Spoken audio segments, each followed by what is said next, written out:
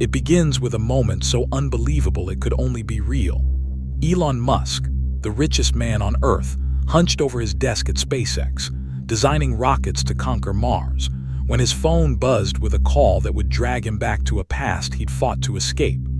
The afternoon sun poured through towering windows, glinting off rocket parts below as workers swarmed like ants building humanity's future. Elon's voice echoed in the empty room, commanding the computer to tweak fuel capacity by 3%, his mind laser-focused on the red planet. Mars wasn't just a dream anymore. It was a deadline, a mission, a reality he could taste. Then the phone vibrated. An unknown number, South African country code. His thumb hovered over decline, but something, a flicker of curiosity, a whisper of dread, made him press accept. Silence crackled through the line, then a throat cleared. "Hello, son."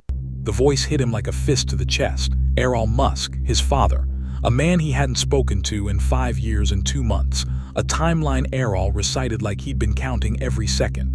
Elon's grip tightened on the phone, his voice flattening to steel. "Father, it's been a while." The words were clipped, cold, a shield against the flood of memories that voice unleashed. In the background, ice clinked in a glass. Whiskey, no doubt. Errol's nightly ritual from Elon's childhood. Those tense dinners where lectures about grades and failures drowned out any hope of connection. "Can't a father just call his son?" Errol asked, his tone dripping with mockery, the same tone that once sliced through a young Elon like a blade. "We both know that's not how this works," Elon shot back, glancing at his watch. 10 minutes until his next meeting.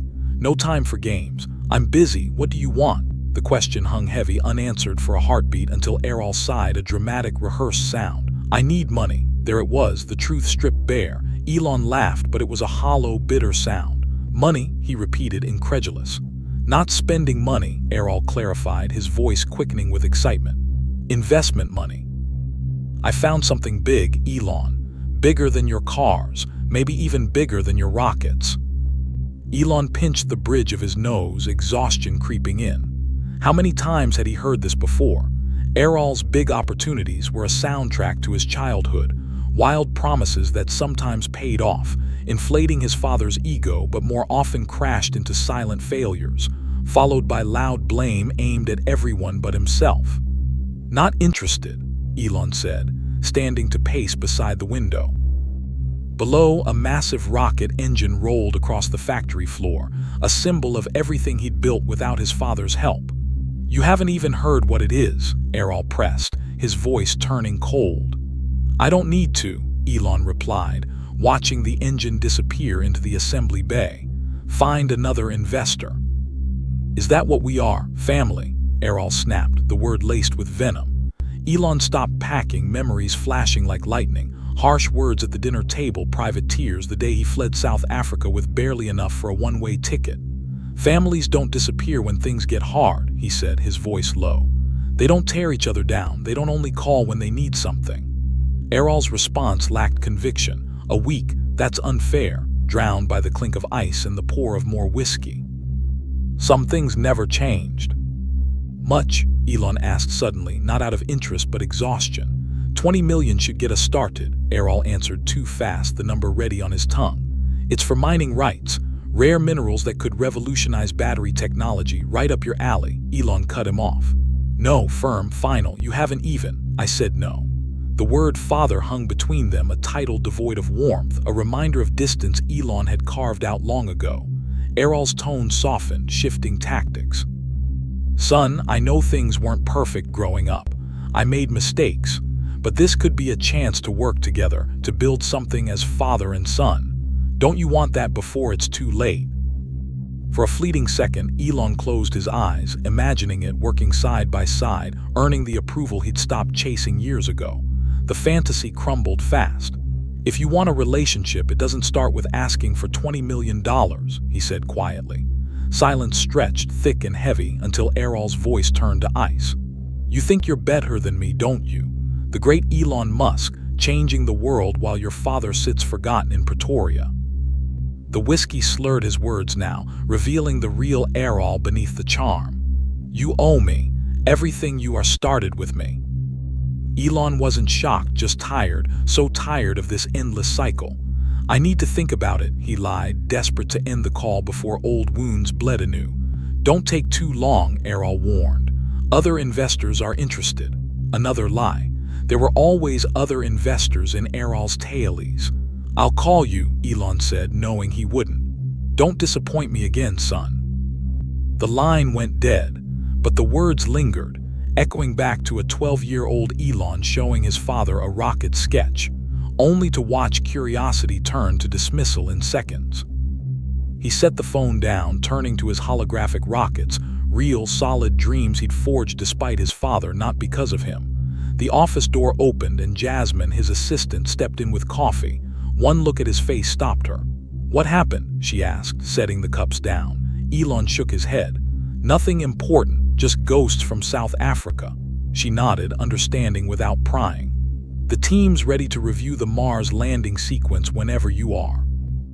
Grateful for the present, Elon followed her out, leaving the phone face down, the past burning away like a rocket's first stage, unneeded for the journey ahead.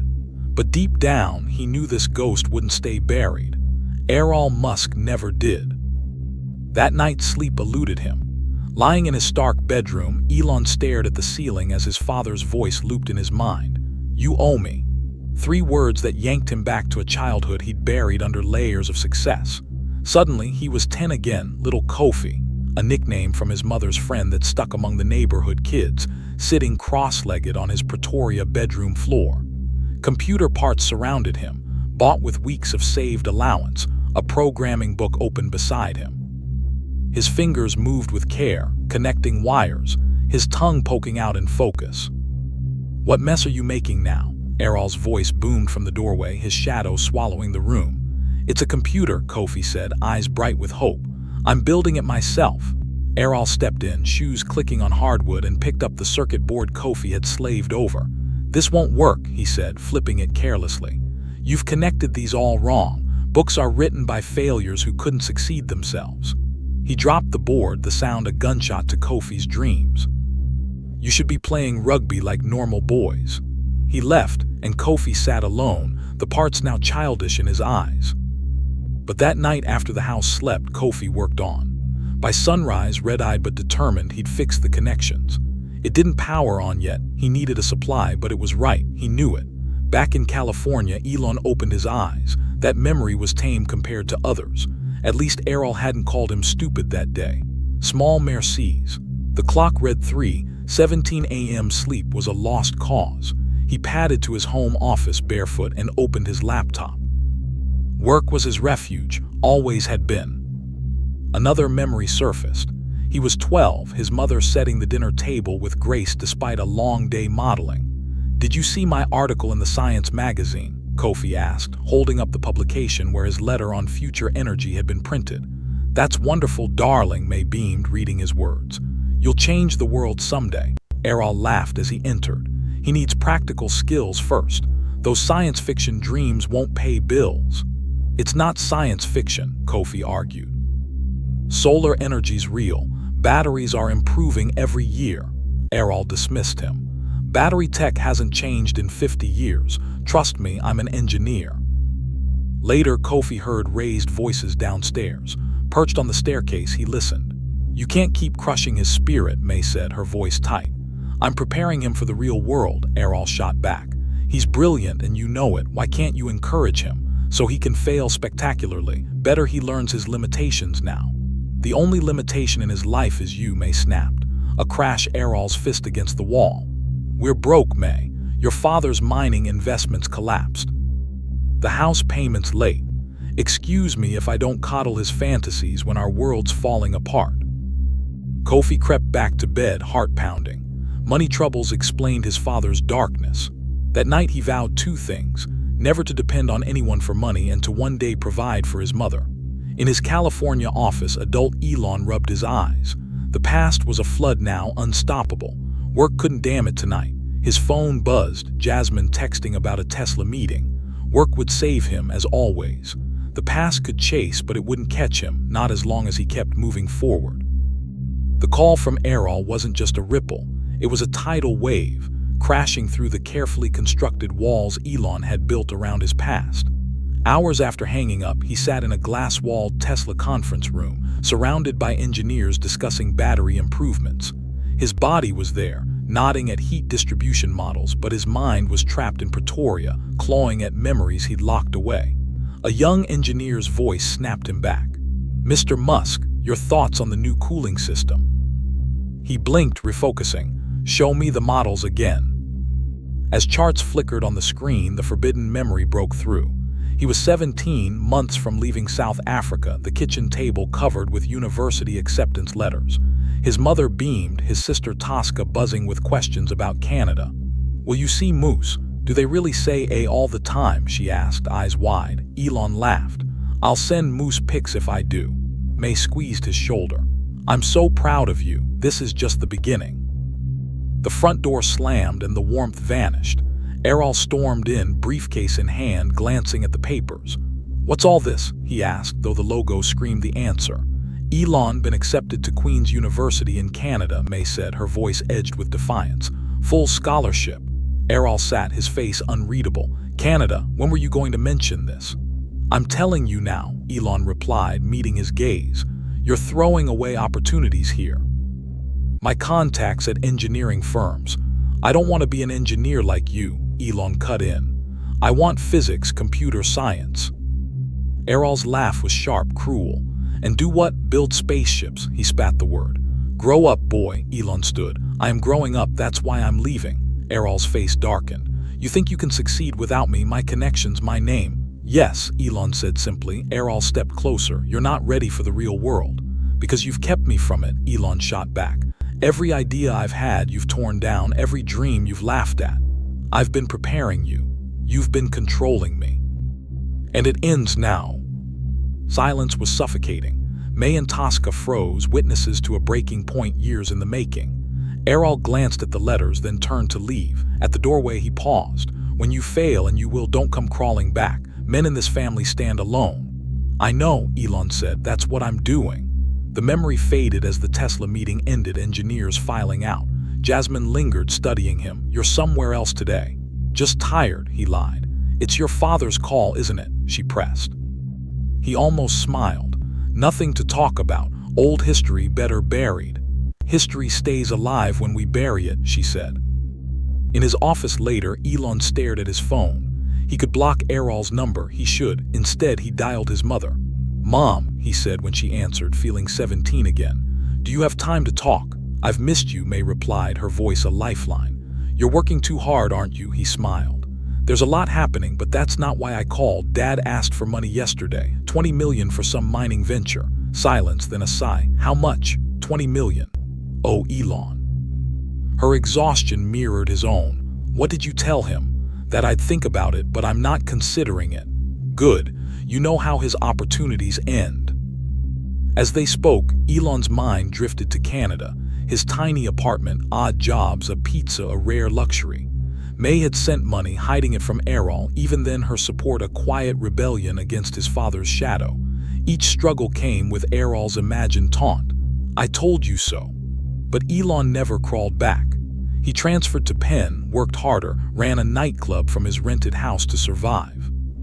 His roommate once said, "Elon didn't just burn the candle at both ends, he invented one that never burned out." Hanging up with May, Elon leaned back, memories rushing in. Launching Zip2 from a cramped apartment, sleeping on a futon, showering at the YMCA, those brutal days shaped him. 6 months in, Errol's first letter arrived. "I hear you've started an internet business. I have tech contacts for a finder's fee. I could arrange introductions." Elon tore it up. He'd succeed alone, and he did.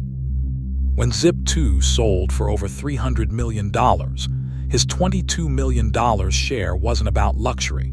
It was freedom from ever needing anyone's help again.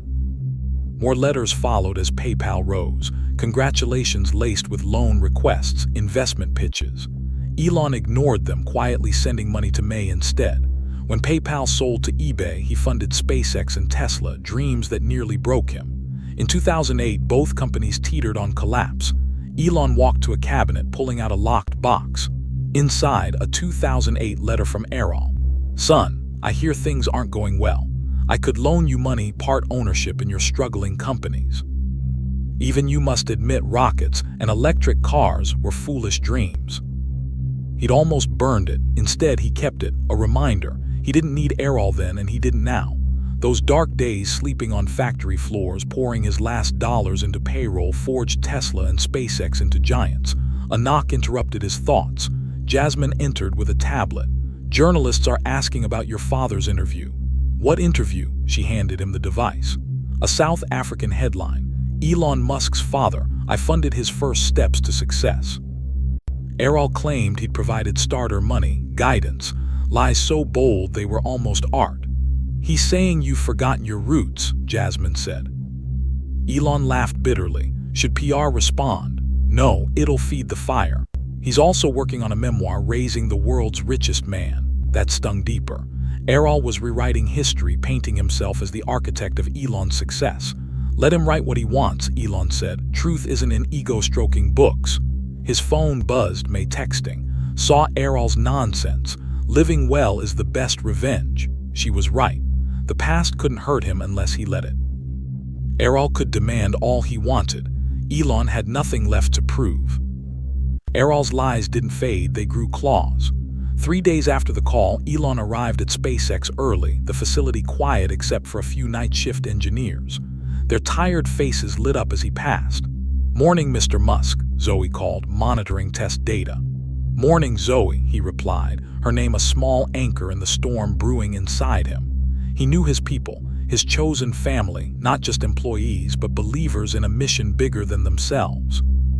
In the testing bay, Reed Carrington, SpaceX's lead propulsion engineer, hunched over an engine component, grease staining his hands. You're here early, Reed said without looking up. Could say the same about you, Elon replied, crouching beside him. Did you go home? Reed grinned. Home, overrated when you're building rockets to Mars. This was Elon's refuge, people who got it, who lived the mission. The new cooling system's a problem, Reed explained, pointing to a valve. But I think I've cracked it. They dove into physics and engineering, a language free of judgment, the kind Elon craved as a kid. Maya Jang arrived with coffee, her role as Mars mission project manager keeping the chaos on track. Thought I'd find you here, she said, handing out cups. Team meeting in 30 updated the schedule for the delays. Elon nodded. How's your grandfather? Her expression softened. Better. Doctors are optimistic. Thanks for the specialists. He'd connected her with top cardiologists when her grandfather fell ill, covering travel costs personally. Family matters, he said simply. Jasmine met them in the hallway, tablet in hand. Your brother called. Kimball says it's not urgent but wants to talk. Elon made a mental note. Some family ties held strong despite distance. The meeting brought 30 team members together, Elon among them, sketching diagrams, asking questions. Afterward, Maya lingered. You seem distracted. He considered dodging, but she'd see through it. My father resurfaced, wants money. Ah, the troublesome parent, she said, understanding in her eyes. Been there. What did you do when yours came back? My parents disowned me when I came out, she said quietly. Years later, they needed bill money. I helped, not because they deserved it, but so I wouldn't become like them. Set clear boundaries, though. Elon nodded, her words sinking in. Later, Jasmine returned, her expression odd. Your father on the line. Anger flared. Errol had called the main line, claiming a family emergency. A son should always take his father's calls, he told her. What should I say? Jasmine asked, ready to end it. Tell him I'm unavailable, permanently. She smiled, relaying the message with glee. 3 days later, the storm hit. During a Tesla video meeting, Jasmine slid a tablet over. Headline, Errol Musk, my son owes everything to me. He told a business magazine he'd funded Elon's education, seeded his businesses, guided his career, claiming Elon had abandoned family values. All I ask is he support a mining venture to bring jobs to South Africa, Errol said, twisting the knife with childhood photos Elon hadn't approved. He's pressuring you, Jasmine said. No response, Elon decided. It legitimizes lies. But the story snowballed. More interviews, relatives, neighbors, a high school teacher, each with tailies, some true, most warped. Social media erupted. Pay your father, Musk family feud trending, strangers picking sides. "This is out of hand," Reed said over lunch a week later. "Think pieces on toxic family capitalism now." Maya scrolled her phone. "Reporters are harassing employees in the parking lot." "He gave another interview," Jasmine added. "Claims you're punishing him for being too strict." Elon laughed hollow. "Strict?" That evening, a tech visionary reporter asked about Errol. "I'm here for Mars, not family gossip," Elon said, but the question persisted. "What shaped you?" He surprised himself. "Leaving South Africa with nothing, working through college, learning failure's a step to success, discovering some claim credit while dodging blame." The indirect jab made headlines. Errol fired back with 3 interviews, demanding Elon answer who paid for his computers, taught him blueprints. The circus swelled. Talk shows, psychologists, a GoFundMe for Errol that Elon's lawyers killed. At a Tesla shareholder meeting, an investor asked, "Is this family dispute affecting operations?" The room hushed. Elon stepped to the mic. "My companies are my family now. The people here believing in a sustainable, multiplanetary future, they're who I answer to, not ghosts." Applause roared. The clip went viral. Some called him dedicated, others callous. Alone later, Elon felt the weight. How much of his drive was proving Errol wrong? Questions he couldn't face, not yet. 2 weeks later, Tosca called. "Dad's in the hospital, heart attack, he's asking for you." Emotions clashed: concern, suspicion, guilt, anger. "He's stable," she added. "I'll come," he said, the decision instant. Hours later, his jet soared toward South Africa. Memories flickered, rare good ones like Errol teaching him tools, nodding at a science fair, a hand on his shoulder. But they drowned in the bad, criticism, indifference. Landing in Pretoria, he steeled himself. If this was real, he'd help. If manipulation, he'd walk away. Tosca met him at the hospital. "He's surprisingly good for a heart attack," she said, suspicious. Inside, Errol sat up, healthy-looking, eyes bright. "My boy, you came. No frailty, no weakness." "The doctors say it was a close call," he said, hand to chest. "What exactly did they say?" Elon asked. "Minor heart episode, could have been worse." Elon's suspicion grew.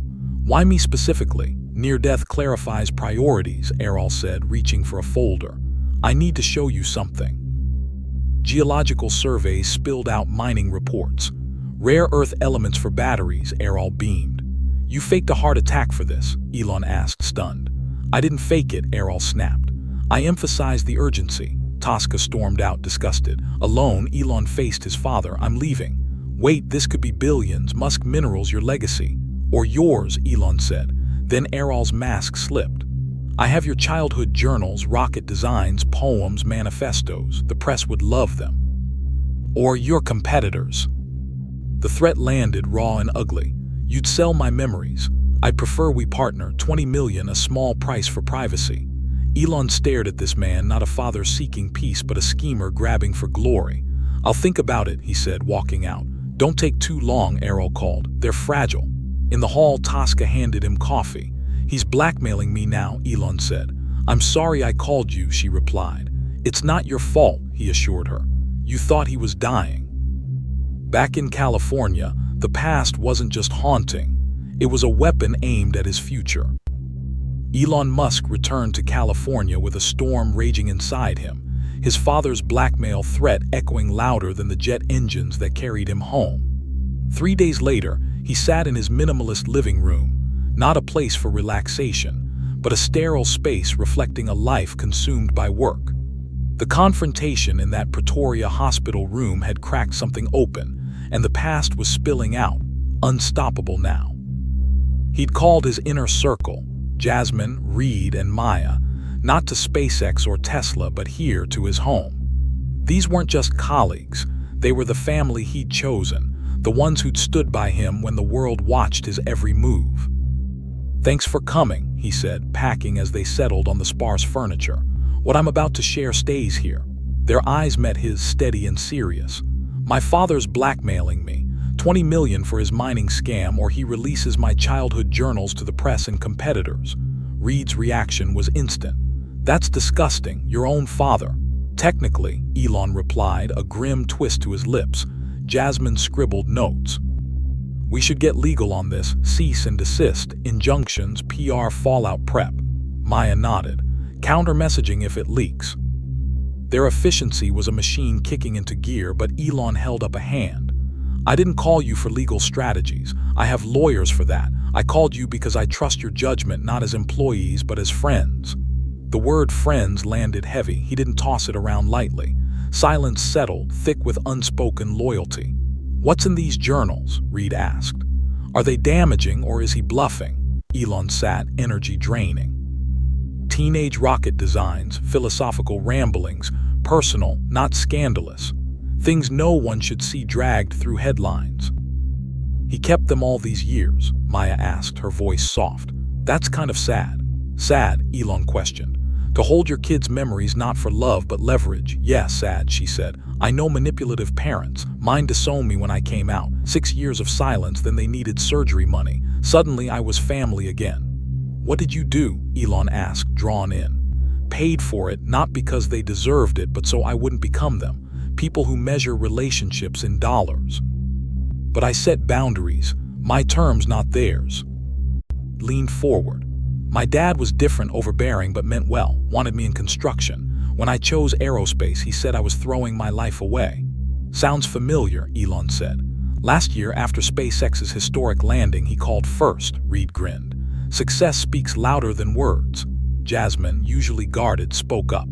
Those journals show how brilliant you were, even young. Your story's nothing to be ashamed of. Maybe it's time the world saw the real you, not just the billionaire. Elon blinked, caught off guard. You think I should let him release them? His power in your fear, she said. What if you took that away? They talked into the night, not as CEO and team, but as people who'd faced their own ghosts. By midnight, Elon's decision crystallized, not legal battles or PR spins, but something rawer, reclaiming his story. As they left, he felt a strange peace. He built empires, faced bankruptcy, defied skeptics, yet confronting his childhood felt bigger. His father had taught him manipulation. His friends showed him support. That was the difference. Next morning, he made 2 calls. First, to his lawyers. Investigate his mining venture discreetly. Second, to Tosca, delay responding to Dad, I need facts. You're actually looking into it, she asked, shocked. Not giving him money, Elon clarified. I want to know what he's pulling me into. Within hours, a team of experts, environmentalists, mining specialists, lawyers poured over Errol's surveys. 3 days later, Reed stormed into Elon's SpaceX office, a thick folder in hand. You're not gonna like this. He spread satellite images, environmental reports, legal docs across the desk. Eastern Cape Province. The land's on a critical watershed. 3 villages depend on it. Mining apps were rejected for contamination risks. Elon's jaw tightened. So it's not viable. Oh, there are minerals, Reed confirmed. Surveys are legit, but extraction would poison groundwater for generations. No ethical company would touch it. He knows this. It's public record. He's banking on your influence and cash to bulldoze the concerns. Elon's stomach churned. He's asking me to destroy an ecosystem and water supplies. It gets worse, Reed said, flipping to a prospectus. He's used your name to raise $2 million already, implying you're in. Rage flared, using his name, misleading investors, risking lives. That night he called Errol via video, no more games. Son, I hoped you'd call, Errol said, smug. I've investigated, Elon replied, ice in his voice. Eastern Cape is an environmental disaster. It poisons villages. You knew. Engineering can fix that, Errol dismissed. Your tech could. No tech makes it safe, Elon snapped. Applications were rejected for that reason. Bureaucracy, Errol waved off. Your influence, you want me to push an unsafe project. Progress has costs, Errol said. And you've been raising money with my name, claiming I'm involved. That's fraud. That's business, Errol retorted. You should understand buzz. Don't compare us, Elon said hard. I build, you destroy. Errol's mask slipped. You owe me this. Who paid for your education, gave you your start? No one gave me anything, Elon fired back. I worked. You're profiting off my sweat with lies and blackmail. Strong words, Errol sneered. Maybe the world should see those journals, your teenage capitalism rants, rocket sketches. Do it, Elon said, unflinching. I'll sue if you publish without consent, and if you keep using my name for fraud, the authorities will know. They stared, unyielding. You've changed, Errol said. The boy I raised understood loyalty. The boy you raised learned manipulation and to fight it. The call ended and Elon sat in silence, the weight of decades spoken aloud. It was freeing, exhausting. Maya texted, "How'd it go?" Said no, clearly. "Finally," he replied. "Proud of you," she answered. Despite the toll, a small boy inside him still ached for approval. But the man he'd become drew the line. Errol had declared war. Elon was ready. Days passed, tense and quiet. No word from Errol, an eerie calm before the inevitable. Late Friday, restlessness drove Elon through his empty home. In his office closet, a cardboard box caught his eye, Mom's box, untouched for years. On impulse, he opened it, report cards, photos, projects. Then a folder he didn't recognize, financial records, tuition receipts, letters. His mother's handwriting. His breath caught as he spread them out. Tuition payments for Canada came from May's account, modeling money earned into her 50s. Bank transfers to his student account, all from her, never Errol. Loan docs showed she'd borrowed against her retirement. Letters to business contacts, begging introductions for her son's internet ideas, contacts Errol claimed as his. "She never told me," Elon whispered. He called her, late as it was. "I found the box," he said. "The records, the letters." A pause. "Oh, those. Why let me believe it was him?" "You had enough from him," May sighed. "I didn't want to turn you against him more." "He took credit," Elon said, anger rising. "That bothers him more than me," she replied. "Your success gnaws at him because he knows he gave nothing." They talked an hour, rewriting his past. May's sacrifices, Errol's lies, clarity hit like a punch. Gathering the papers, they became his shield. Jasmine texted, "News alert, another interview. He says you've abandoned loyalty." "Not tonight," Elon replied. Tonight was for truth, his mother's love, his own grit. Tomorrow, he'd face Errol's next move armed with facts. Morning light pierced Elon's office as he stared at a blank screen, words eluding him.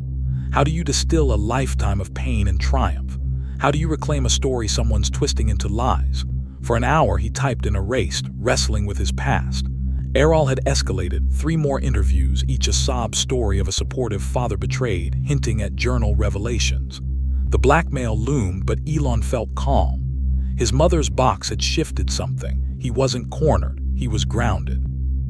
Jasmine knocked, tablet in hand. "Your father's publisher called. He's writing Raising a Visionary, the untold story of Elon Musk's journey. Wants you to contribute."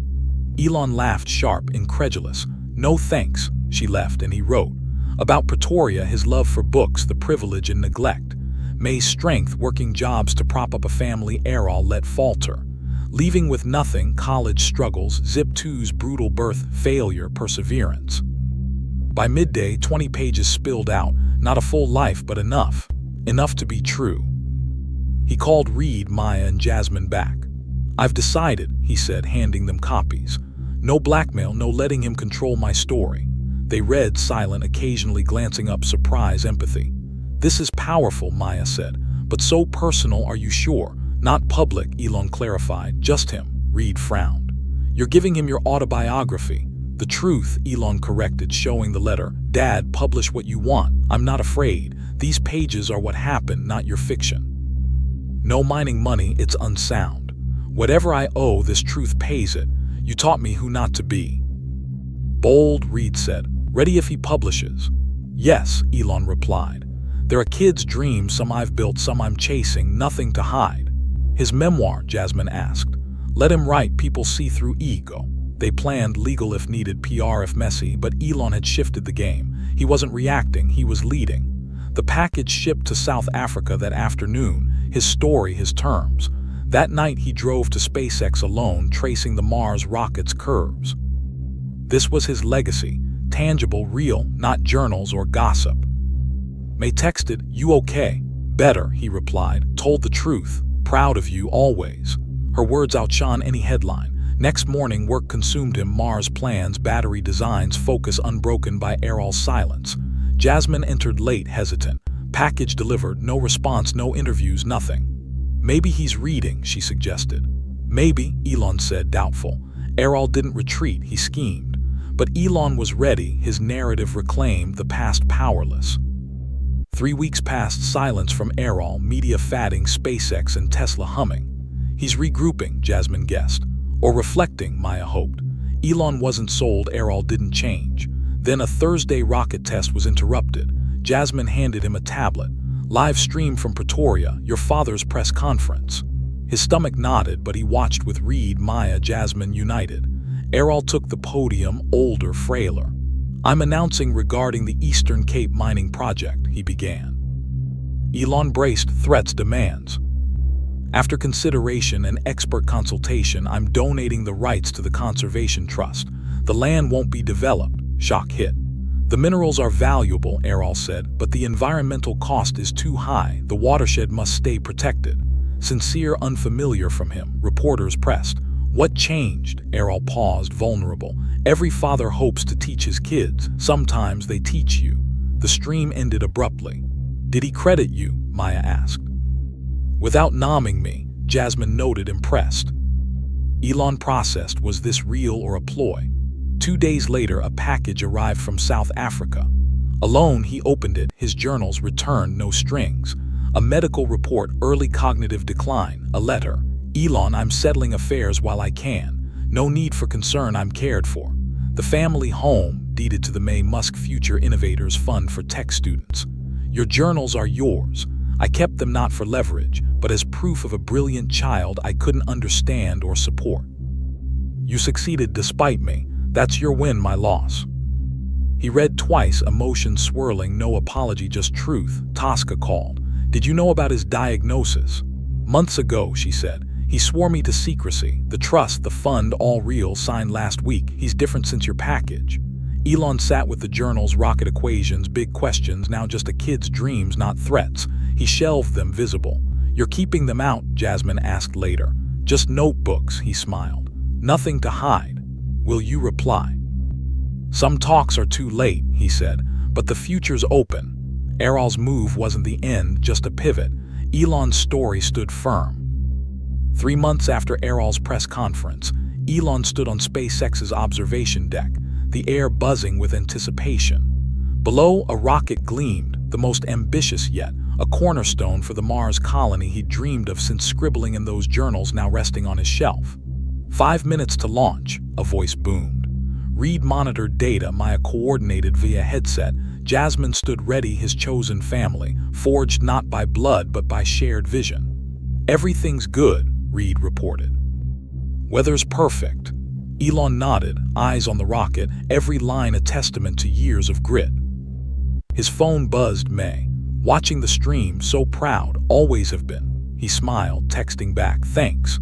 Their bond had deepened since the box's revelations, her sacrifices, his gratitude fueling longer talks, a foundation in her name for single moms chasing dreams. Errol faded to the edges, cognitive decline progressing, now in a care facility, writing a memoir not of glory but mistakes. No contact beyond Tosca's updates. Elon let it lie, some chapters closed wordlessly. 1 minute, the call came. Silence fell, all eyes on the launch pad. Maya spoke softly. My parents called last week, want to visit, see my work, meet my friends.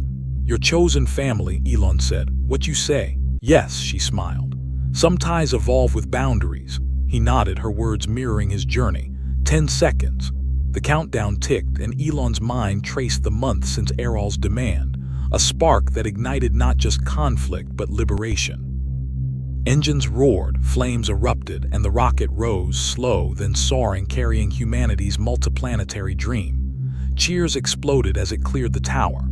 Even Elon, usually stoic, felt his chest swell, his vision made real. That night, alone in his office, he opened a package from that morning. A letter from a Pretoria engineering student, the first to live in the old Musk home, now a student hub via May's fund.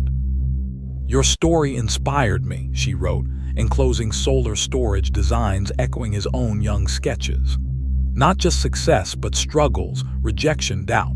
It makes me believe I can overcome mine. A clipping showed students moving in, Errol faintly visible, watching, not demanding, just present.